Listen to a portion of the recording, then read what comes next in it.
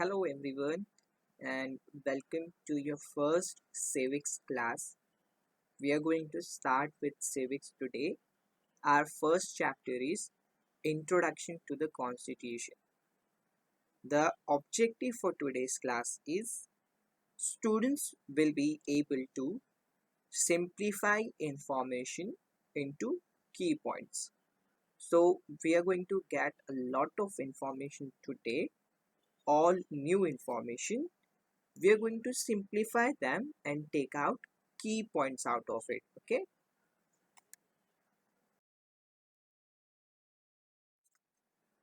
our steps to build skill for today is: what is the constitution? So the first and the most important question that we are going to ask ourselves is, what do you mean by constitution? What does the constitution have laws about? Okay, so what is constitution and what does it include? Third question is, why do we need the constitution?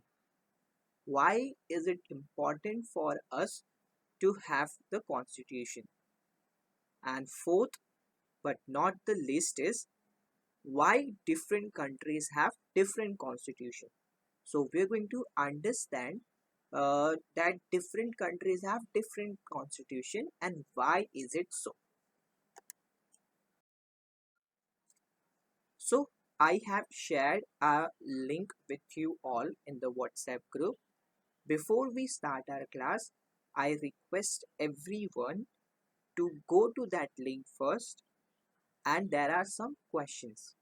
So answer those questions first. Okay, that is your do now for the class. So pause your video here and you can go to the WhatsApp group where I have shared the link. Click on the link and then quickly write down the answers. Those answers are very easy and very quick. You will not need more than 5 minutes to answer those questions. Alright. Once you have completed the Google form, you can come back and we will start our class. So, the topic for today is Constitution, right? So, what is the Constitution? The picture that I have is the Constitution of India. Okay, it is the Constitution of our country.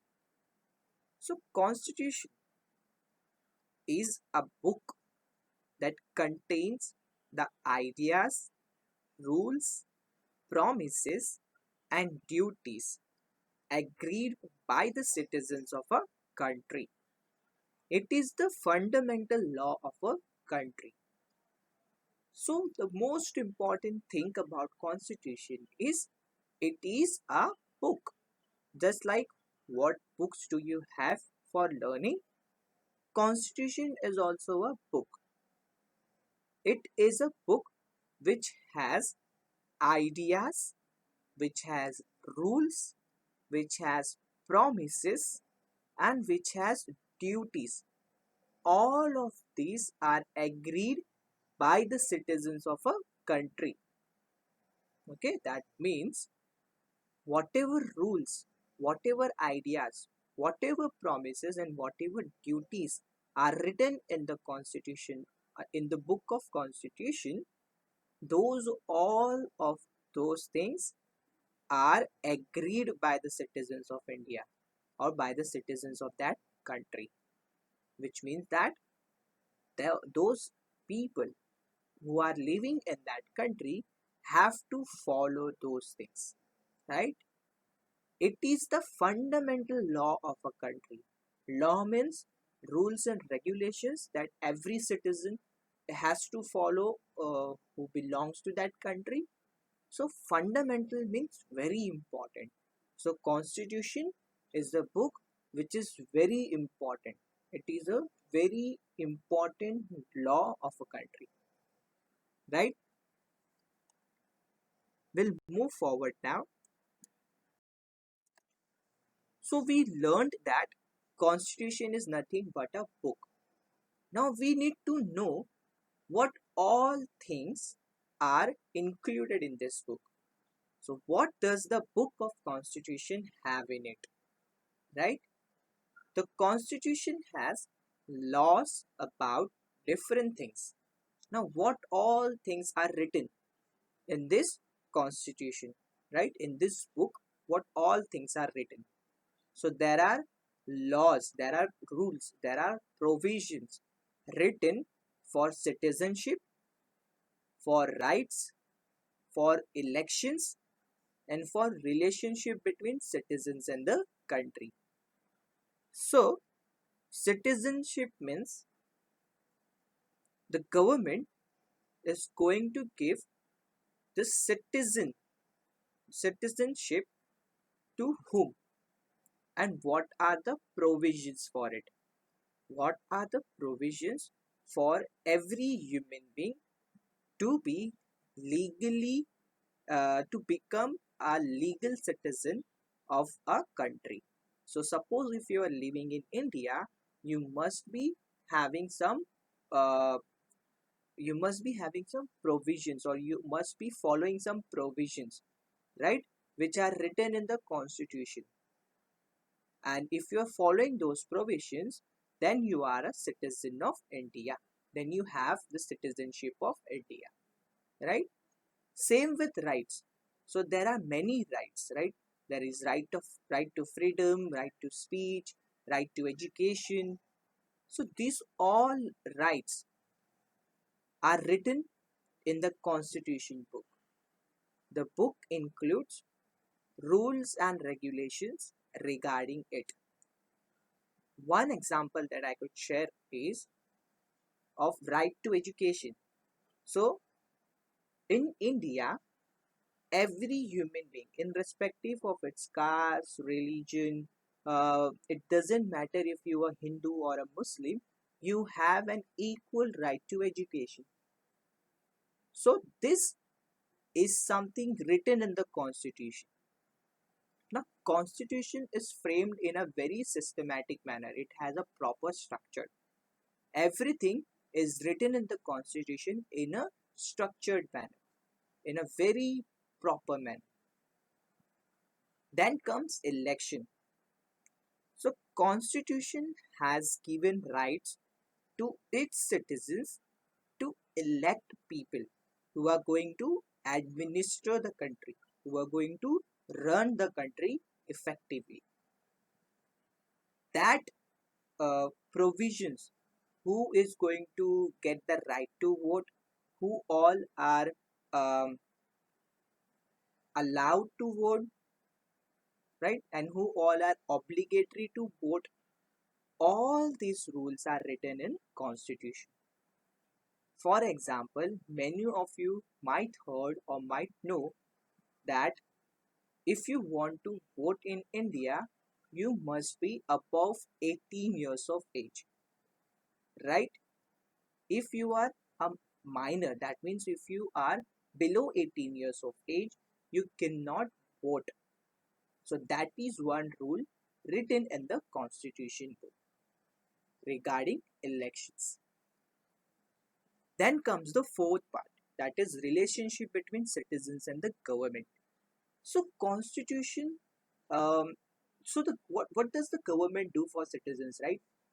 First thing is government, uh, it gives ration, it gives free rations to its citizens, to many of its citizens.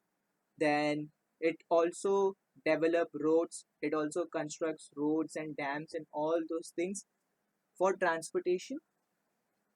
In similar manner, there are many services that are provided by government. So what would be the relationship between the citizens of the country and the government of that country is also written in the constitution. So constitution may, these four things are mentioned. One is about citizenship, second is about the rights of every citizen, third about the elections, and fourth, relationship between citizens and the government. Now we'll come to the part Why do we need a constitution? Now, if you have completed your do now question, there was one question where I mentioned that why do we need rules in our school, right? In our classroom also we have rules to raise a silent hand, to talk whenever bhaiya asks you to speak, right? And then we have to sit alert in assigned places. So these all are the rules in our classroom. So why do we need rules in our classroom? So that we can run our classrooms in a systematic manner, right? And so that all students behave well in our class. So for proper behavior and for running the system in an effective manner, we need rules. So if government also wants to rule, if government also wants to run the country properly and successfully, government need constitution. So first and the most important thing is it creates rule of law, right? It creates rules. So whatever new rules are getting up, whatever rules are already existed in our country, all those rules are written in the constitution, and every person is obligated to follow those rules. Second, it helps to maintain peace, security, and protects human rights. So one of the most important thing is we learned that in constitution also consists rights. So it protects human rights. If I have the right to freedom, or if I have the right to speech, I can talk whatever I feel like. I can give my opinion, right? If I have right to freedom, which means I own my own body. Nobody control my body. So um, that is why we need constitution. Constitution help us to protect our rights, to maintain peace in our country, and it also helps to stop misuse of power by the government, right? Government, if, say for an example, if government passes any law which does not follow the rules written in the constitution, then those laws can be regarded as void. Void का मतलब होता है illegal. So those laws can be dissolved. वो laws को cancel up कर दिया जाता है. It can be dissolved, which means constitution stops the misuse of power by the government. Government cannot misuse their own power because government laws बनाता है, but government laws banata hai according to the constitution. If it is something which the government is not following, in which is written in the constitution, then government cannot follow that or cannot make that rule. Fourth, it encourages people's participation in the government, making the democracy stronger. So fourth point, like what we mentioned election ke bare mein, so it gives equal right to every citizen in India who is above 18 years of age to participate in the government. Participate means to vote for the government, to vote for the people who they like, right? So there is an equal participation. There is no, there is no inequality, or there is no mistreatment of any gender or any caste. Irrespective of whether you are a Hindu or you are a Muslim, you have equal right to participate in the government. So that makes our democracy stronger. We'll move forward now. So these were the 4 points of why do we need a constitution. Now, why different countries have different constitution? First picture is of Constitution of France. Second is of Constitution of Australia. Third is of Constitution of United States of America, and fourth is the Constitution of India. Now, when it comes to the topic of why do we need, why different countries have different constitution. So in India, what is the problem that we always face? We face problems related to religion, right? We face problem related to caste, subcaste.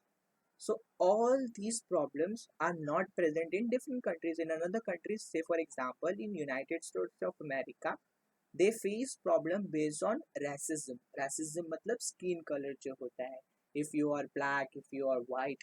So वहाँ पे fightings, वहाँ पे conflicts arises because of racism, right? Because of their skin color. But in India, the problem is different. The conflict arises because of religion. So different countries have different problems, and therefore they need different laws, they need different rules. इसीलिए they have different constitution. So different people, different countries, different people have different problems. In similar way, different countries also have different problems. So in order to uh, overcome those problems, and also they have different goals, right? So in order to overcome those problems and to achieve those goals, countries have their own constitutions which is not adopted from different countries. So they have their own constitutions which is different from different countries. So in that way, different countries have different constitution.